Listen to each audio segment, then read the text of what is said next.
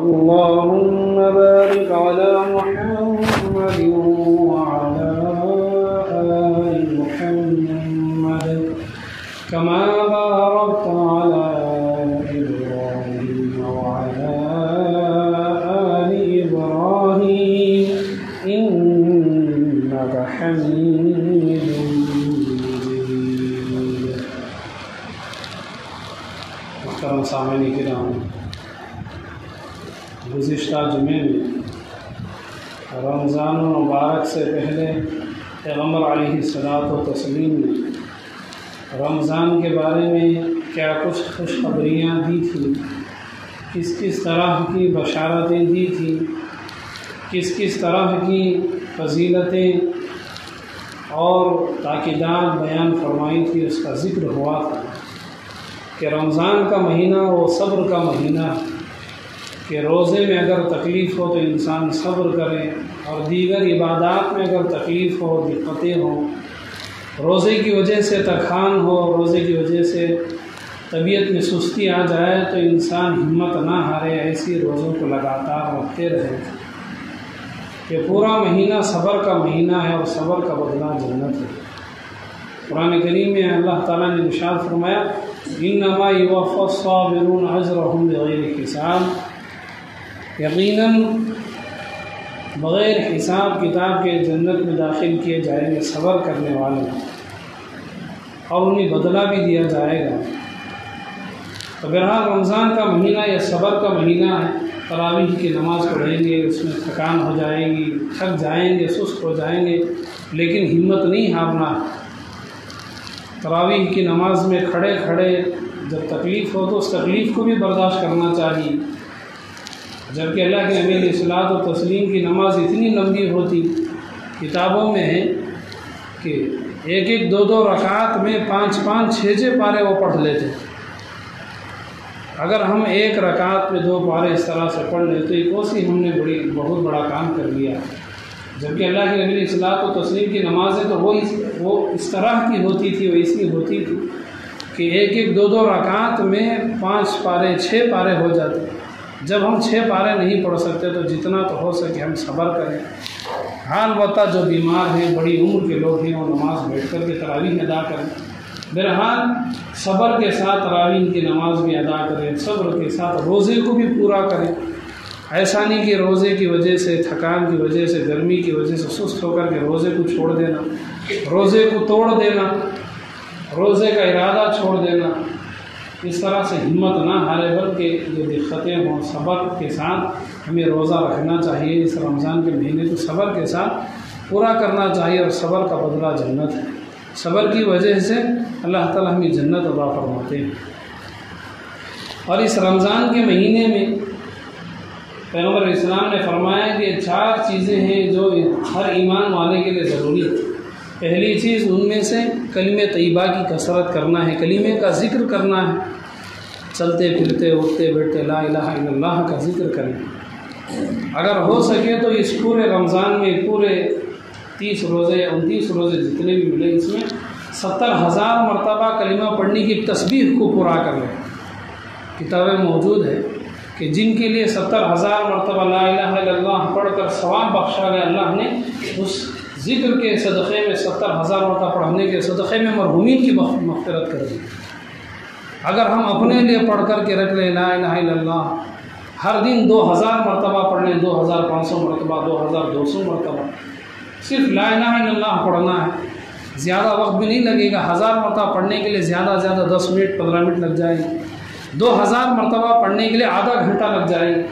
صبح میں 15 منٹ آپ تسبیح لے کر کے 1000 مرتبہ لا الہ الا اللہ پڑھ لیں، عصر میں یا ظہر میں جب وقت ملے تب 1000 مرتبہ پڑھ لیں، 10-15 منٹ میں 1000 مرتبہ پڑھ لیں گے، 1 منٹ 1.5 منٹ میں 100 مرتبہ ہو جائے گا لا الہ الا اللہ، 1 منٹ میں 100 مرتبہ، 10 منٹ میں 1000 مرتبہ ہو گئے۔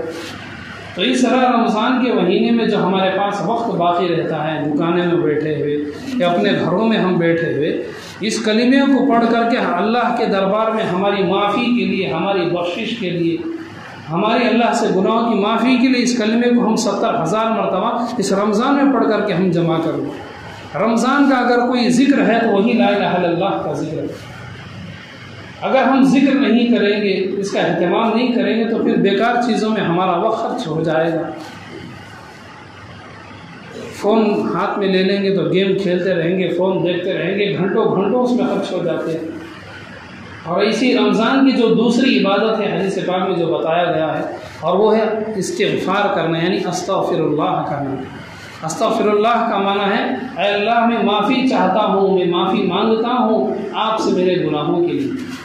یہ زبان سے استغفر اللہ کہتے رہنا چاہیے اور اپنے دل سے اپنے گناہوں کی معافی کا ارادہ کرنا چاہیے۔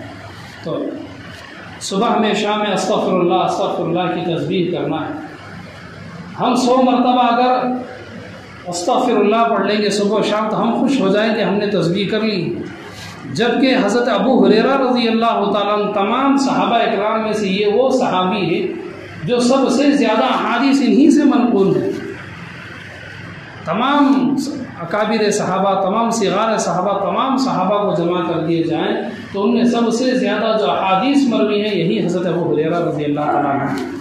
حضرت ابو ہریرہ رضی اللہ عنہ کا جو معمول تھا رات میں سونے سے پہلے وہ 6000 مرتبہ استغفر اللہ استغفر اللہ استغفر اللہ 6000 مرتبہ پڑھنے کے بعد وہ بستر میں سونے کے لیے چلے جاتے ہیں۔ کیسے لوگ اس دنیا میں گزرے ہیں کہ روزانہ پوری زندگی کا معمول، صرف 1-2 دن کا نہیں، 1-2 مہینے کا نہیں، سالوں سال اپنی زندگی بھر کا معمول یہ تھا کہ بستر پر بیٹھ جاتے اور استغفر اللہ شروع کرتے، 6000 مرتبہ پڑھ کر کے وہ بچھانے پر سر رکھ دیتے سونے کے لیے۔ اور استغفر اللہ کی تسبیح 1 منٹ میں آپ 100 مرتبہ آسانی سے پڑھ سکتے ہیں۔ استغفر اللہ استغفر اللہ استغفر اللہ 10 منٹ میں 10 بار 10 تسبیح ہو جائے گی، یعنی 10 منٹ میں 1000 مرتبہ ہو گئے۔ اس طرح یہ بھی صبح شام جتنے زیادہ ہو سکے ہم استغفار کر سکتے ہیں، اللہ سے اپنی معافی ہم کرا سکتے ہیں۔ تو بہرحال یہ مہینہ ہماری اپنے گناہوں کی معافی کا مہینہ ہے، اللہ تعالیٰ سے ہمیں توبہ کرنے کا مہینہ ہے۔ اور اس رمضان کی جو تیسری عبادت ہے دعاؤں میں ہم اللہ سے جنت کو مانگنا ہے۔ جنت کی بہت ساری قسمیں قرآن کریم کے اندر، جنت النعیم ہے، جنت عدن ہے، جنت الخلد ہے، اور سب سے اونچا مقام جنت الفردوس ہے۔ اللہ کے نبی صلی اللہ علیہ وسلم نے حدیث پاک میں فرمایا لوگوں جب تم اللہ سے جنت کا سوال کرو تو جنت الفردوس کو مانگا کرو۔ یہ رمضان کی عبادتیں ہیں کہ ہم رمضان میں کیا کرنا چاہیے، رمضان کی تسبیح کیا کرنا چاہیے، وہ لا الہ الا اللہ کی تسبیح ہے اور استغفار کی تسبیح، اور دعاؤں میں جنت کو مانگنا ہے۔ جنت النعیم میں جنت آخری درجہ جنت الفردوس کو تو ہم مانگیں کہ یہ جنتوں کا سب سے اونچا مقام ہے۔ جیسے دنیا میں VIP لوگ ہیں، بڑے بڑے اونچے لوگ ہوتے ہیں، ان کا سایہ بھی لوگوں کو دیکھنا نہیں ہوتا۔ بڑے بڑے لوگ سب لوگوں کی آنکھوں میں بھی نظر نہیں آتے، سب لوگ ایک فلیٹ میں بیٹھ کر سفر کرتے ہیں، لیکن جو VIP لوگ ہوتے ہیں ان کے الگ فلیٹ ہوتے ہیں، ان کے گھروں کے سامنے ایسے پلین کھڑے رہتے ہیں ان کے پاس، جیسے ہمارے آنگن میں گاڑیاں کھڑی ہوتی ہیں، جیسے ہمارے گھروں کے صحن میں آنگن میں 2 ویلر گاڑیاں کھڑی رہتی ہیں، ایسے ان VIP لوگوں کے پاس اپنے خود کے پیسوں کا ایک الگ جٹ ہوتا ہے، وہ اسی سے وہ سفر کرتے ہیں۔ تو جنت کا جو سب سے اونچا مقام ہے جو VIP لوگ قسم کے سمجھے جاتے ہیں وہ جنت الفردوس ہے۔ تو اللہ کے نبی صلی اللہ علیہ وسلم نے فرمایا جب تم اللہ سے جنت مانگو تو جنت الفردوس کو مانگا کرو، کیونکہ جنت الفردوس، جنت میں بہت سارے لوگ ہیں، جیسے دنیا میں چھوٹے لوگ، بڑے مالدار اور بڑے مالدار، ایسے جنت میں بھی الگ الگ قسمیں، جنت نعیم ایک الگ ہے، جنت الخلد الگ ہے، جنت عدن ہے۔ تو بہرحال جب ہم دعا کریں تو اللہ سے جنت کے لیے جنت الفردوس کی دعا مانگیں، اور چوتھی چیز ہم جہنم سے بچنے کی دعا مانگیں۔ بہت سارے گناہ ایسے ہوتے ہیں جو دیکھنے میں چھوٹے ہوتے ہیں لیکن انسان کو جہنم میں لے چلے جاتے ہیں، اور ہمیں معلوم بھی نہیں ہوتا کہ ایسے گناہ سال بھر میں ہم نے کتنے بار کیے ہیں، کتنے بار ہم سے ایسے گناہ سرزد ہو چکے ہیں۔ تو جب بھی ہم دعا مانگیں تو دوزخ سے بچنے کی دعا مانگیں۔ تو اس طرح یہ رمضان کی 4 عبادتیں ہوگی۔ پہلی عبادت رمضان کا ذکر لا الہ الا اللہ کثرت سے کرتے رہنا ہے، چلتے پھرتے اٹھتے بیٹھتے یہ ذکر بھی کرتے رہیں، اور استغفار کی کثرت کرتے رہیں، جنت کو مانگنا ہے اور جہنم سے بچنے کی دعا مانگنا ہے۔ یہ 4 چیزیں رمضان کی خصوصی عبادات میں شامل ہیں۔ یہ جو رمضان جو نام ہے، ہر مہینے کے ناموں کے الگ الگ وجہ تسمیہ ہوتی ہے۔ ربیع الاول جو ولادت کا مہینہ ہے اسے ربیع الاول اس لیے کہتے ہیں کہ ان مہینوں میں پتے جھڑ جاتے ہیں، موسم بہار ہے۔ پھر اس کے بعد جمادی الاولیٰ، جمادی الاخری ہے، وہ دونوں مہینے کے نام اس لیے رکھے گئے ہیں کہ ان مہینوں میں پانی جم جاتا ہے، یعنی کہ دسمبر اور جنوری میں مہینے آتے ہیں تو ٹھنڈ کی وجہ سے پانی جم جاتا ہے، اس لیے ان مہینوں کو جمادی الاولیٰ، جمادی الاخر ہے، تو اس کے بعد رجب، شعبان اور پھر رمضان۔ اب رمضان کا عربی میں معنی ہے جلا دینا۔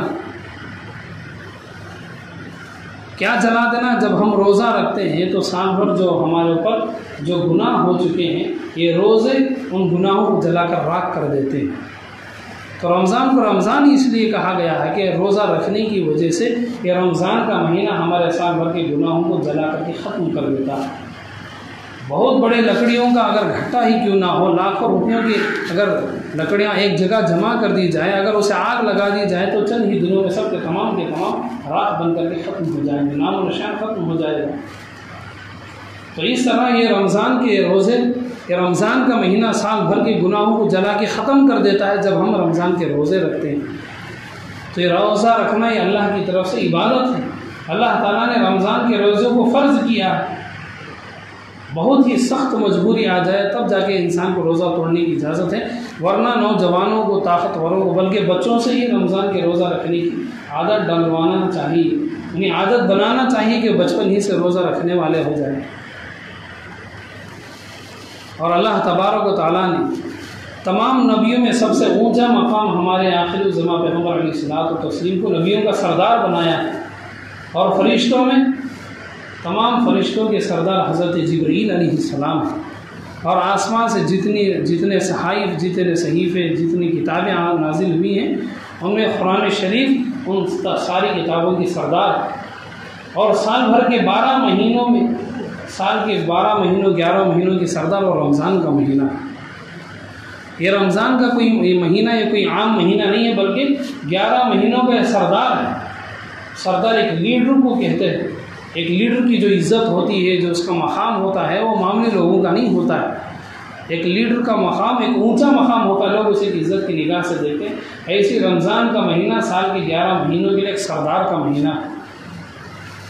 اسی لیے حدیث پاک میں موجود ہے، اللہ کے نبی علیہ الصلوۃ والتسلیم نے ارشاد فرمایا کہ جس بندے مومن کا رمضان سلامتی کے ساتھ گزر جائے، عبادتوں کے ساتھ گزر جائے، گناہ سے بچتے ہوئے اگر رمضان کا مہینہ گزر گیا تو سال کا پورا سال ایسے ہی گزر جائے گا عبادتوں کے ساتھ، اور گناہوں سے بچتے بچتے پورا سال گزر جائے گا۔ اگر ہم نے رمضان میں لاپرواہی کی، عبادتوں میں سستی کی، عبادتوں میں ہم نے بیزارگی کی، رمضان کے مہینے میں بھی ہم نے گناہ کر لیے ہیں، تو پھر سال کے 11 مہینے بھی ہم ایسی سستی میں چلے جائیں گے، ایسی غفلت میں، ایسی گناہوں میں ہماری زندگی چلے جائے گی۔ گویا رمضان کا مہینہ ایک فاؤنڈیشن کی طرح، ایک پائے کی طرح، جب گھر بناتے ہیں تو نیچے فاؤنڈیشن ڈالتے ہیں، پایا ڈالتے ہیں۔ جس گھر کا پایا ہی بنگا ہو، ٹیڑھا ہو، اس کی دیواریں، گھر بھی اوپر تک بنگا ہی ہوتا ہے۔ جب جس گھر کا فاؤنڈیشن پایا سیدھا ہوگا، اس گھر کی دیواریں، گھر بھی اوپر تک سیدھا ہی چلا جاتا ہے۔ تو رمضان کا مہینہ اگر ہمارا صحیح ہے، اگر ہم عبادتوں کے ساتھ ہیں، ہم گناہوں سے بچتے ہوئے ہم رمضان کا مہینہ گزارتے ہیں، تو پھر سال کے 11 مہینے بھی ہم گناہوں سے بچنے میں اللہ تعالیٰ ہماری مدد کرتے ہیں۔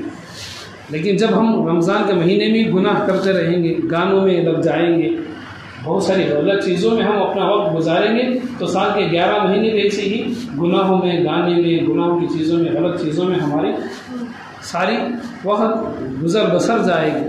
تو اس لیے اگر ہم اپنے آپ کو سنبھال کر کے صبر کے ساتھ اس ایک مہینے کو، مہینے کے 30 دن یا 29 دن ہوں گے، اگر اس رمضان کے مہینے کو ہم عبادات میں لگائیں گے، سال کے 11 مہینے ایسے ہمارے پاکی کے ساتھ، طہارت کے ساتھ گزر جائیں گے۔ اور رمضان کے مہینے کو اللہ تعالیٰ نے بڑا ہی خوشخبریوں والا، برکت والا مہینہ بنایا ہے۔ اور حدیث پاک میں موجود ہے، اللہ تعالیٰ رمضان میں ایمان والوں کی روزی بڑھا دیتے ہیں، کسی نہ کسی طرح سے اللہ تعالیٰ رزق بڑھا ہی دیتے ہیں۔ آپ اندازہ لگائیں، سال کی 11 مہینوں میں ایک مہینے میں بھی مسجد میں سب لوگوں کے لیے دعوت نہیں ہوتی۔ اگر دعوت ہوتی بھی ہے تو کچھ مخصوص لوگوں کے لیے دعوت ہوتی ہے۔ رمضان میں جس طرح عام لوگوں کے لیے دعوت ہوتی ہے، جتنی دعوتیں، جتنی کثرت سے لوگوں کا کھانا پینا مسجدوں میں ہوتا ہے، سال کے 11 مہینوں میں ایسا کھانا پینا بالکل بھی نہیں ہوتا۔ روزہ افطار کرنے والوں کے لیے لوگ عجیب عجیب طرح کے پکوان لا کے کھلا دیتے ہیں، کھجور لا کے کھلا دیتے ہیں، پینے کے لیے میٹھے پانی کا انتظام ہو جاتا ہے۔ یہ سب روزی کے طریقے، میٹھا پانی مل جانا بھی ایک اللہ کی نعمت ہے۔ ایسی افطاری میں لوگ اپنی اپنی سہولتوں کے لحاظ سے اپنے گھر سے پکوان لا کر کے روزداروں میں تقسیم کرتے ہیں۔ یہ سب اللہ تعالیٰ کسی اور کے ذریعے سے رزق بڑھاتا ہے، ایسا نہیں کہ ہم ہی کمائیں گے، ہم ہی سب کچھ کریں گے۔ اللہ تعالیٰ کسی کے دل میں ارادہ پیدا کرتے ہیں اور وہ بندہ سب لوگوں کے لیے دعوت کا انتظام کر دیتا ہے۔ تو اللہ کسی اور راستے سے کسی دوسرے بندوں کے ذریعے، اپنے نیک بندوں کے ذریعے، نیک ارادے کے ذریعے لوگوں کے کھانے پینے کا انتظام اس پورے مہینے میں کراتے ہیں۔ تو رمضان کے مہینے میں اللہ تعالیٰ ایمان والوں کا رزق بڑھا دیتے ہیں، اور اس مہینے میں ایک نفل کرنے پر ایک فرض کے برابر ثواب ملتا ہے، اور ایک فرض ادا کریں گے تو پھر 70 فرائض کے برابر اس کا ثواب بن جاتا ہے۔ سال بھر میں ایک مرتبہ قرآن کو پورا پڑھنا یہ قرآن کا فرض ہے۔ جتنے لوگ قرآن پڑھنا جانتے ہیں انہیں سال میں ایک مرتبہ پورے شروع قرآن سے لے کر آخر قرآن تک پڑھنا ان کے اوپر فرض ہے۔ اگر وہ قرآن نہیں پڑھیں گے تو گنہگار ہو جائیں گے۔ شادی کرنے کا کیا مطلب ہے؟ شادی کر کے بیوی کو بھی چھوڑ دیں، بچوں کو بھی چھوڑ دیں، اور انسان بیکار ادھر ادھر پڑ جائے، نشے میں پڑ جائے، ادھر ادھر گر جائے۔ ایسی شادی کا کیا فائدہ؟ شادی کا مقصود ہوتا ہے کہ عورت کو عزت ملے، اپنی بچوں کو عزت ملے، ایک عزت دار کی زندگی انسان گزارے۔ ایسے قرآن پڑھنے کا معنی یہ ہے کہ سال میں ایک مرتبہ قرآن کو پورا پڑھنا شروع سے لے کر آخر تک یہ قرآن کا حق ہے، قرآن کا فرض ہے۔ قرآن پڑھنے کے بعد سال میں ایک بار بھی اگر پورا قرآن پورا نہیں کرتے ہیں تو ہم نے گویا قرآن کا حق ہم نے ادا نہیں کیا۔ یا ایسا ہے جیسے کوئی آدمی شادی کر کے بیوی کو چھوڑ کر کے چلا جائے، لاپتہ ہو جائے، فرار ہو جائے۔ تو قرآن پڑھنے کا معنی یہ کہ جن گھروں میں، جن بڑوں نے، مردوں نے، عورتوں نے، اور بچپن میں جن لوگوں نے قرآن پڑھا، ان کی ذمہ داری، ان کا فرض بنتا ہے کہ اس رمضان کے مہینے میں وہ قرآن کو شروع سے لے کر آخر تک، رمضان کے ختم ہونے سے پہلے 26ویں روزے تک، 27ویں روزے تک وہ قرآن کو پورا ختم کر دیں۔ روزانہ 1 پارہ پڑھیں، 1.5 پارہ پڑھیں، 2 پارے پڑھیں، آخری درجہ 1 پارے سے 1.5 پارہ تو ضرور پڑھ لیں۔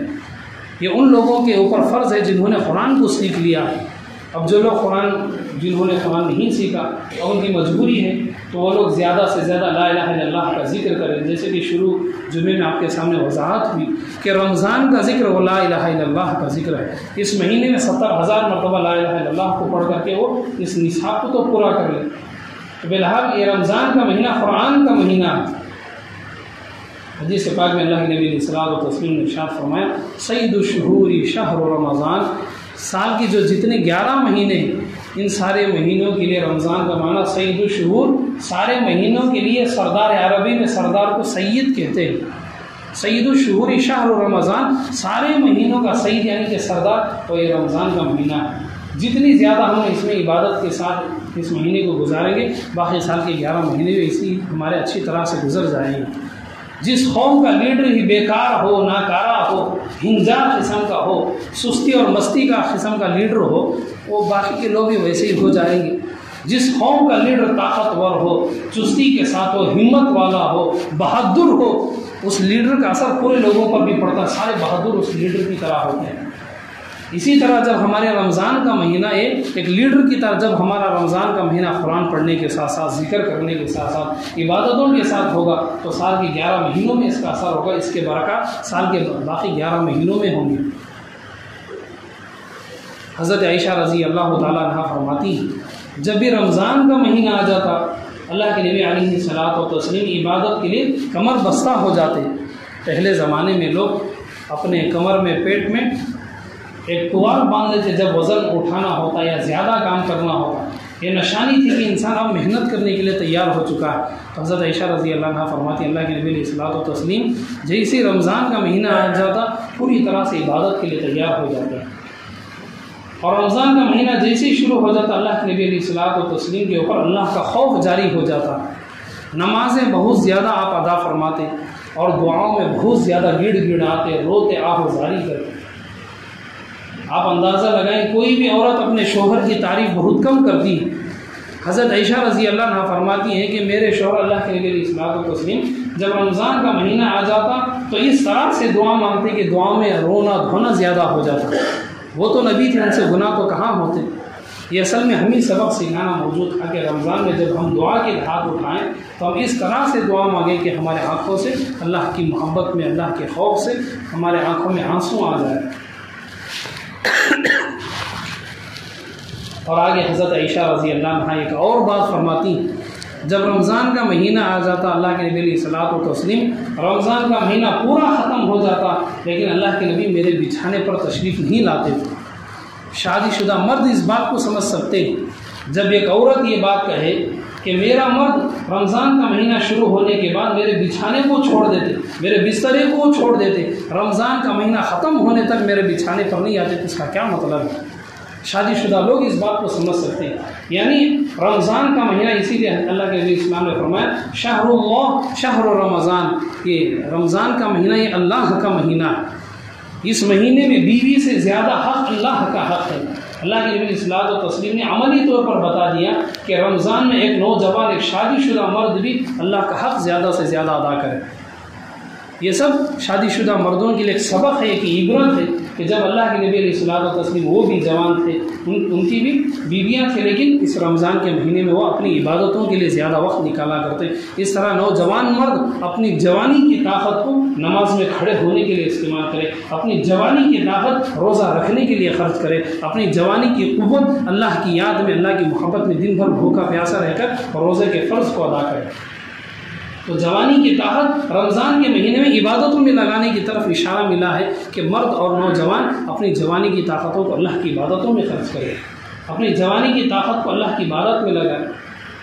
کئی مرتبہ نوجوان عبادت میں، اپنے دنیاوی کاموں میں جب لگتے ہیں تو ایسا لگتے ہیں کہ رات گزر جاتی نہیں، ہوش بھی نہیں کرتا۔ عبداللہ بن مبارک رحمۃ اللہ علیہ کی زندگی کے ابتدائی زندگی کے حالات میں انہیں محبت ہو گئی تھی ایک عورت سے، اب نوجوان تھے، جوانی کی شروعات تھی، جوانی میں انسان بہت جاتا ہے، اب وہ بھی کسی عورت کی محبت میں پڑ گئے، عشق عاشقی میں چلے گئے۔ اب اس نوجوان لڑکی نے انہیں کہا تھا کہ مغرب کے بعد آپ مجھے ملنے آ جانا۔ اب وہ بھی مالدار گھرانے کی لڑکی تھی کہ بعد میں جا کر کے بڑے اللہ والے بنے، محدثین میں یہ بات ان کی زندگی بدل گئی۔ اب جب عورت نے کہا کہ مغرب کی نماز کے بعد ہمارے گھر کے باہر آ جانا، اب اوپر بھی ایک گھر تھا، یعنی فرسٹ فلور بھی ایک گھر تھا ان کا، بہت بڑے آدمی تھے عورت والے بھی۔ اب عورت نے تو وعدہ کر لیا کہ آپ آ جائیں، میں کھڑکی سے آپ سے بات چیت کر لوں گی۔ اور وہ نوجوان تھے، وہ بھی آ گئے مغرب کی نماز کے بعد، انتظار کرتے رہے، عشاء کی اذان ہو گئی، اور وہ سمجھے کہ شاید اب وہ لڑکی آ جائے گی، اب چونکہ اس کی محبت میں وہ جو آ گئے تھے، ایسے اس کے انتظار میں کھڑے پوری رات گزر گئی، فجر کی اذان ہو گئی۔ اس وقت ان کے دل میں احساس ہوا کہ جب میں ایک عورت کی محبت میں، اپنی محبوبہ کی محبت میں ساری رات میں کھڑا ہو سکتا ہوں، ساری رات میں جاگ سکتا ہوں، ساری رات میں نیند کو چھوڑ سکتا ہوں، تو میں اللہ کی محبت میں ساری رات نماز میں بھی کیوں نہیں کھڑ سکتا، ساری رات میں اللہ کی محبت میں کیوں نہیں جاگ سکتا۔ اس کے بعد جب ان کی زندگی بدلی اور راتوں رات اللہ کی عبادت میں، نماز میں کھڑے ہو جاتے، ساری رات وہ عبادت میں وہ جاگتے رہتے۔ تو نوجوانوں کے لیے عبرت کا مقام ہے۔ وہ نوجوان اپنی جوانی کے نشے میں راتوں رات جاگتے ہیں، اس رمضان کے مہینے میں اپنے رات میں اپنی طاقت کو نماز تراویح میں لگائیں، اور رات کی عبادات کو دیگر سال کے بھروں اپنے راتوں کو گناہوں میں لگانے والے اللہ سے معافی مانگ کر اپنی راتوں کو، ان راتوں کو اپنی طاقت اللہ کی عبادتوں میں، روزہ میں، سحری میں، اللہ کے سامنے آہو استغفار میں، دعاؤں میں، آہو زاری میں اپنی عبادتوں کو لگائیں۔ تو اس طرح سے ہم بھی اپنی عبادت، پھر اس کے بعد جب ان کی زندگی بدلی تو اللہ کے ولیوں میں گزرے ہیں، محدثین میں ان کا شمار ہوتا ہے، بڑے بڑے محدثین ان کے شاگردوں میں سے گزرے ہیں، عبداللہ بن مبارک رحمۃ اللہ علیہ۔ تو کہنے کا مقصد یہ ہے کہ بدلنے والے انسان بدل جاتے ہیں، اپنے گناہوں کی زندگی کو یاد کر کے وہ، میں نے گناہوں کے لیے اپنا وقت کیسے کیسے خرچ کیا ہے، میں نے اپنی جوانی کی طاقت کو کس طرح سے خرچ کیا ہے، اسی طرح وہ اپنی جوانی کی طاقت کو اب بدلنے کے بعد اپنی جوانی کی طاقت عبادتوں میں خرچ کر دے، اپنی جوانی کی طاقت کو نیک کاموں میں، نمازوں میں خرچ کر دے۔ رمضان کے شروع کے 8-10 دن تو نوجوان نمازوں میں آ جائیں گے، تراویح میں آ جائیں گے، پھر اس کے بعد ایک صفحی مشکل سے پوری ہوتی ہے۔ پھر کہاں چلے جاتے ہیں نوجوان؟ کیوں تھک جاتے ہیں وہ نوجوان جو راتوں رات جاگ سکتے ہیں، جو رات کی تنہائی میں بھی وہ موبائل میں جاگ سکتے ہیں، تو رات میں وہ نمازوں میں 8 دن کے بعد پھر کہاں غائب ہو جاتے ہیں۔ نوجوانوں کی نوجوانی بیٹھ جاتی ہے، وہ سست اور تھک جاتے ہیں۔ بلکہ نوجوانوں کو ہمت کرنا چاہیے، انہیں یاد کرنا چاہیے کہ ہم نے جوانی کو گناہوں میں کہاں استعمال کیا، اب ہمیں وقت ملا ہے اللہ کے سامنے، ہمیں اپنی معافی کے لیے اللہ کے سامنے کھڑے ہو کر کے ہم اللہ سے اپنی توبہ کریں گے، معافی کریں گے، اللہ سے اپنی بخشش مانگیں گے۔ تو بہرحال یہ رمضان کا مہینہ عبادتوں کا مہینہ ہے۔ حضرت عبداللہ بن عباس رضی اللہ تعالیٰ عنہما فرماتے ہیں کہ رمضان کے مہینے میں سب لوگ خرچ کرنے والے ہو جاتے صحابہ کرام، لیکن سب سے زیادہ خرچ کرنے والے وہ اللہ کے نبی علیہ الصلوۃ والتسلیم تھے۔ ہر مانگنے والے کو اللہ کے نبی علیہ السلام کچھ نہ کچھ دے کر کے اسے بھیج دیتے، خالی ہاتھ کسی کو نہیں بھیجتے تھے رمضان کے مہینے میں۔ اور رمضان کے مہینے کی وجہ سے پیغمبر علیہ الصلوۃ والتسلیم سارے قیدیوں کو جیل سے آزاد کر دیتے کہ جاؤ جا کر کے رمضان کے مہینے میں تمہیں عبادات کرو، اللہ سے معافی مانگ لو اور اپنی زندگی کو تم سدھار لو۔ اور بخاری شریف کی روایت ہے، حضرت عبداللہ بن عباس رضی اللہ تعالیٰ عنہما فرماتے ہیں جب بھی رمضان کا مہینہ آ جاتا اللہ کے نبی علیہ الصلوۃ والتسلیم سال میں جتنا صدقہ خیرات کرتے، جتنی سخاوت فرماتے، سب سے زیادہ رمضان میں وہ سخاوت کرتے۔ اور ہر رات میں حضرت جبریل علیہ السلام آسمان سے راتوں میں اللہ کے نبی علیہ السلام کے پاس تشریف لے آتے اور اللہ کے نبی علیہ السلام انہیں قرآن سناتے، قرآن کا دور کرتے۔ یہ قرآن کو رمضان میں پڑھنا یہ اللہ کے نبی علیہ السلام کی سنت ہے۔ ہم قرآن پڑھتے ہیں، ہم پڑھتے ہیں، دوسرے سنتے ہیں، لیکن اللہ کے نبی علیہ الصلوۃ والتسلیم رمضان کا مہینہ آ جاتا تو راتوں میں قرآن پڑھ کر کے فرشتے کو سناتے۔ تراویح میں جو قرآن شریف پڑھا جاتا ہے اب ہمارے لیے یہی طریقہ ہم اسے پڑھنا ہے، سننا ہے، سنانا ہے، لیکن اللہ کے نبی علیہ الصلوۃ والتسلیم اسی طرح رمضان میں فرشتے حضرت جبریل علیہ الصلوۃ والتسلیم کو قرآن سناتے ہیں۔ تو بہرحال جن لوگوں کو قرآن نہیں پڑھنا آتا ہے وہ تراویح کی نماز میں آ جائیں، تراویح کی نماز ادا کریں۔ اللہ تعالیٰ سے جو اللہ تعالیٰ تمام کو ملی توفیق عطا فرمائے۔ آمین۔ وآخر دعوانا الحمد للہ رب العالمین۔